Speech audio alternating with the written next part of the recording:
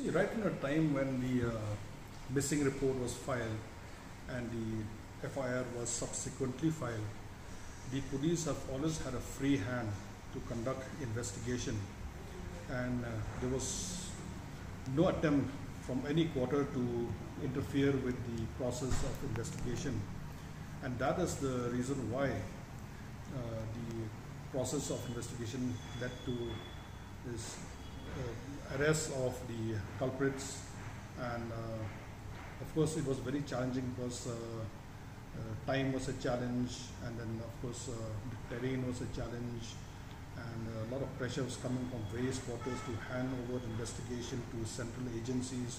They work under a lot of pressure, but kudos to them, and you have to give credit to the investigation team. They managed to crack the team, and it's a watertight case now, and I'm sure that it will lead to a charge sheet, and then the process will be concluded in court. Sir, as a Chief Secretary of the state, do you see that the state police has performed better than if the case is given to CBI or as demanded by the family? You see, the whole idea is to ensure that the culprits are nabbed.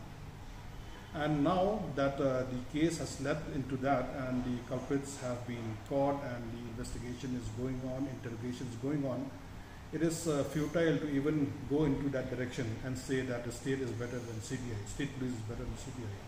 Let us not go and speculate, let us not go and conjecture on that part. It's pointless. It's a good thing that has happened, and that is the police have managed to crack the case, and we are happy with that. Was there any pressure on the state government to give the case to CBI? There was no direct pressure as such, but as you have seen, the relatives from Madhya Pradesh had made it very clear, even in the national media, that the case should be handed over to the central agencies. But we never succumbed to that pressure, and there was no pressure from any quarter. We had given a free hand to the police, and the police had done a good job.